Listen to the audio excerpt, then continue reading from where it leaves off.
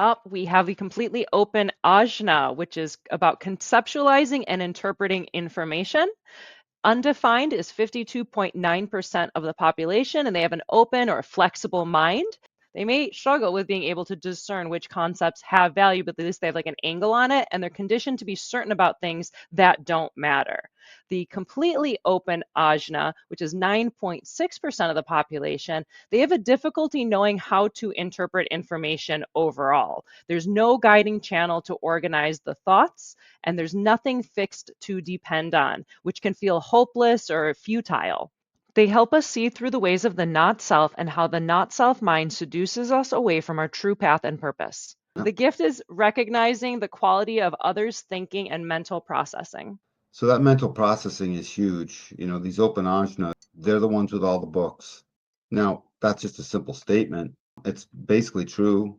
I constantly see it that way. But the thing is that's a lot because mostly they've read through some, if not all of them. It's not like they're just sitting there and only have ever collected dust like my bookshelf. But it's not my narrow interest. I'm like, I got a bookshelf, but I use these four, for now, for the last 8 years type thing. That's just how it goes, And so their constant moving around from concept to concept is what they're supposed to do. And the not self world and their conditioning takes them into, you idiot, you keep moving around from thing to thing. And people are, when you're going to fix on something, and then you have a fixed theme. And so suddenly you fix on that theme because you're part of the 52.9 that actually, well, let's subtract this out. Oh, only 10%, 9.6, huh? So 52 minus 9, 41. Yeah, so that's about 41%. Yeah, 41.3% of the people have it undefined with an activation. That activation and that thing, gives them a thing that suddenly their concepts are weighted towards. My opinion is this. I know, I know the 43 or their ideas or the all of them, the return like you have, that theme is maddening because none of it can truly be certain. You have to be able to witness what was worth being certain about. What was it that actually mattered? Open head center. If you got an open ajna, you have an open head, by the way.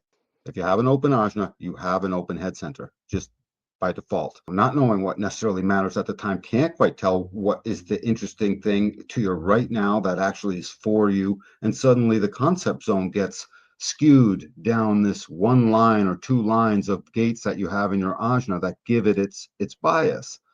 That's correct for you. As soon as you start recognizing you're not here to necessarily be certain in the now about all the new things, you're here to go through it all. And as certainties come along, you gather them, and then you can be certain about that to a point, right? The concept factory could always come up with a new concept, just like last week. And Copernicus gave way to Galileo, who gave way to Newton, who gave way to Einstein, who gave way to us now in the quantum realm of quantum dynamics and physics. When I say gave way to, we're mutated by and added to from.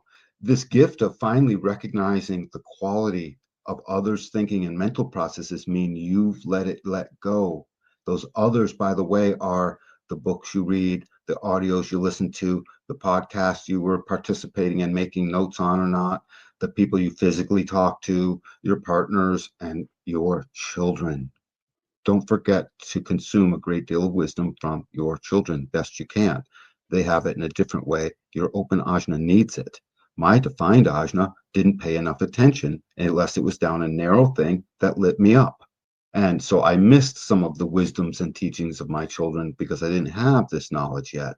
And, they're all, in their middle 30s at this point. So with that being the case, it's like you got to look at this like you're supposed to be open to the concept field instead of giving yourself the mental anxiety of trying to be certain, thinking you have to be certain, concerning yourself that there isn't certainty there, pretending you're certain and faking it and actually believing it only to get knocked down by it or left even more anxious a little while later when you finally realize, oh my God, I can't fully be certain about that.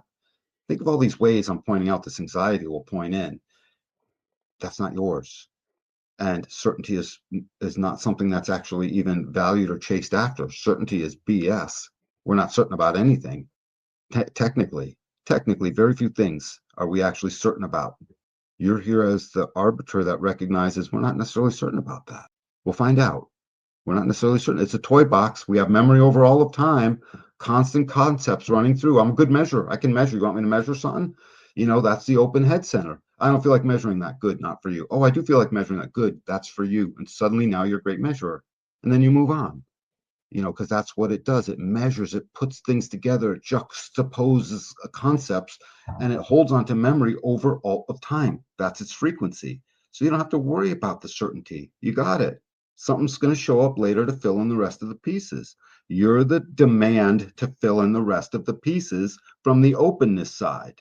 Just like the defined side creates its own demand to fill in the rest of the pieces from its narrow slice that it's defined, making up the concepts in the first place. It's a fine nuance. The narrowness of my definition has me in one way becoming certain about something. And you ask me about other things, I'm not certain. I asked about the QR code today, Moni. So I just take a link and I give it to them, and then they'll click it. Right? And I made you confirm each step would happen when you know darn well it'll happen. You've already done it. You're certain. You're certain enough within technical limits, right? And what was I? I had to get it down this one particular unconfusable path. My theme, confusion, unconfusable. That's what I had to do, and assuage all doubt. But that was one narrow path, and there you are, and you can handle that incoming from me down my narrow path, incoming from the other guy down their narrow path. All of these various things. As soon as the open ajna is not connected to it matters that I personally am 100% certain. Let those certainty guys do it. First of all, they're wrong half the time anyways, or there's a little slight, nuance. They have to correct their stuff, so they weren't certain anyways. They just had certainty energy that sort of spoke in that way, that let itself out in that way. Good, we need that.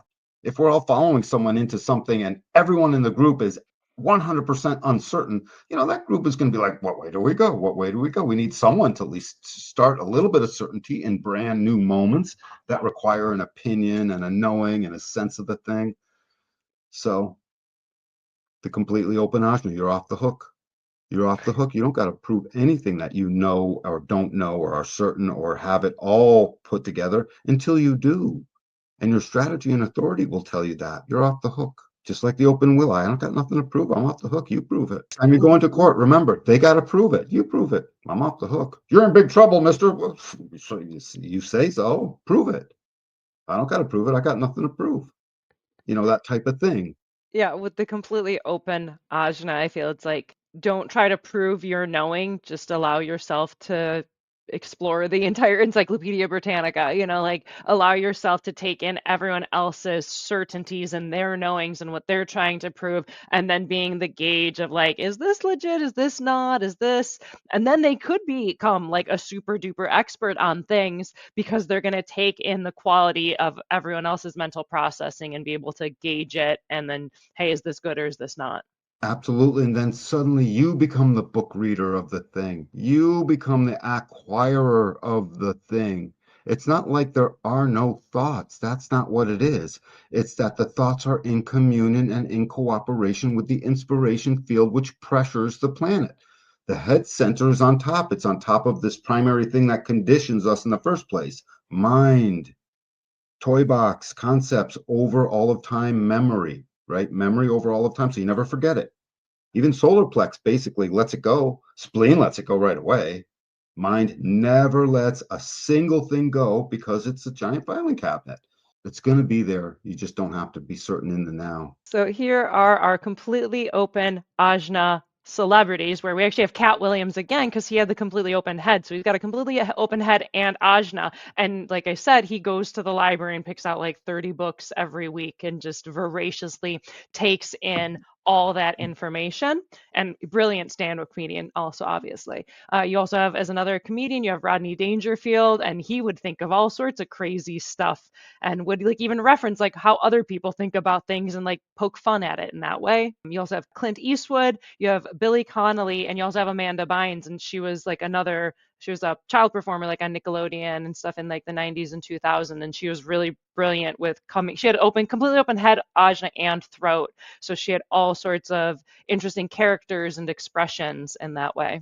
Open to the various expressions. That combination in a Hollywood thing is terribly conditioning. I can only imagine. The completely open Ajna Center. You could take in all sorts of information without it being fixed in any specific way. So allow yourself to take in all sorts of broad information from all sorts of different people and just enjoy taking it in without thinking that you need to prove it or, have that knowing on your own. Think of the gift, people, the recognition and the quality that you will see in the entire inspiration field generally.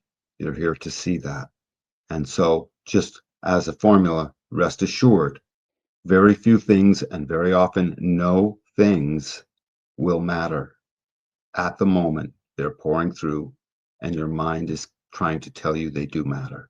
Just watch that. Make a list and ask yourself, can I prove it matters? Can I prove I need to be certain? And you'll keep coming up with, not really, mostly no, totally no, hell no, you know, that's what you'll come up with.